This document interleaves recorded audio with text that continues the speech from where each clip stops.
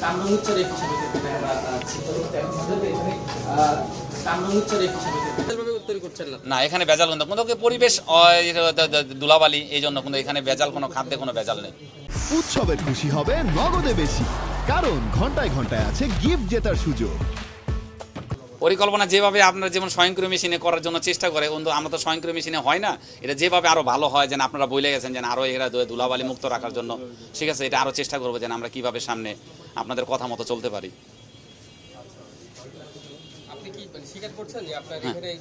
হ্যাঁ, এটা আমি স্বীকার করতেছি, আমার যে অস্বাস্থ্য এখানে হয়তো ধুলাবালি, ঠিক আছে, ধুলাবালি একটু নোংরা পরিবেশ, হ্যাঁ এই জন্য, হ্যাঁ, তারপর মাকড়সা আছে, এগুলো হয়তো এই জন্য হয়তো ম্যাজিস্ট্রেট আমাকে হয়তো অর্থদণ্ড করছে। কতদিন যাবত এইভাবে আপনারা ব্যবসা চালিয়ে আসছেন? এটা বিগত 10 বছর ধরে ব্যবসা চালিয়ে যাচ্ছি, কিন্তু এগুলো যে প্রতি বছরেই আসে, আমাদের মনে করেন আমরা আমাদের ভুল হলে, ঠিক আছে, আমরা স্বীকার করি, আমাদের ম্যাজিস্ট্রেট আমাদের অর্থদণ্ড করে, ঠিক আছে, এই জন্য তারপর আমরা প্রতি বছরে আমরা যতটুকু পারি চেষ্টা করি যেন পরিবেশে আরো পরিষ্কার রাখার জন্য। হ্যাঁ, না প্রতি বছরে প্রতি বছরই শুধরাই, ঠিক আছে, এত শুধরানোর চেষ্টা করি, কিন্তু প্রতি বছর আসে তো, কিন্তু গত বছর আসে আমাদের কিছুই করেন। এটা তো স্বয়ংক্রিয় মেশিনে হয় না, এগুলো তো মানুষের স্পর্শ, হাতের স্পর্শের মাধ্যমে হয়, এগুলো তো স্বয়ংক্রিয় মেশিনে হয় না। না না না না না, গত বছর আমাদের আসছে, কিন্তু আমার গত বছর তো আমাদের এখানে আমাদের পরিবেশ পরিষ্কার ছিল, আমাদের কোনো অর্থদণ্ড করে নেই। না, এখানে ভেজাল কিন্তু পরিবেশ ধুলাবালি, এই জন্য কিন্তু এখানে ভেজাল কোনো খাদ্যে কোনো ভেজাল নেই।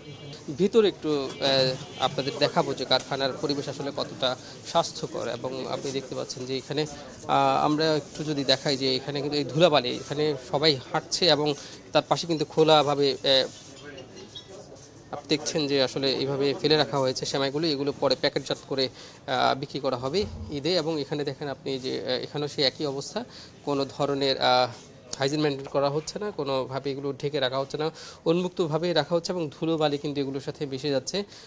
আমরা আর পুরো কারখানাটি আপনাদেরকে ঘুরিয়ে দেখাবো, এবং আপনি দেখবেন যে সবগুলো সেমাই কিন্তু এখন, এবং ঘরের যে এখানে যে কারখানা আছে, কারখানার উপরের দিকে যদি আপনি একটু ক্যামেরা ধরি, এখানে দেখছেন যে আসলে সিলিং টিনের নিচে কিন্তু যেভাবে ঝুলিয়ে রাখা হয়েছে উন্মুক্তভাবে, কোনো ধরনের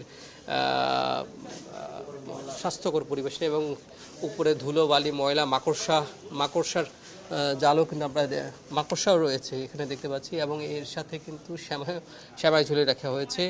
আসলে এই ধরনের সেমাই খাওয়ার ফলে মানুষের স্বাস্থ্যের অবনতি ঘটে, এবং বিভিন্ন ধরনের আমরা দেখি যে ঈদকে কেন্দ্র করে ঈদের আগে বা পরে যারা এই ধরনের অস্বাস্থ্যকর সেমাই খান তারা কিন্তু হসপিটালে ভর্তি হতে হয়, বিশেষ করে বৃদ্ধ এবং শিশুরা কিন্তু বেশি ক্ষতির শিকার হন। এবং এখানে ম্যানেজার বলছিলেন একটি কথা, সেটি কিন্তু সবচেয়ে একটি ভয়ের বিষয়, যে তিনি আমাদেরকে বলেছেন যে গত 10 বছর যাবৎ তারা এই ব্যবসা পরিচালনা করে আসছেন ঠিক একইভাবে, এবং প্রতি বছরই তাদের এই কারখানায় অভিযান চালানো হয়। এই অভিযানের পরেও কিন্তু তারা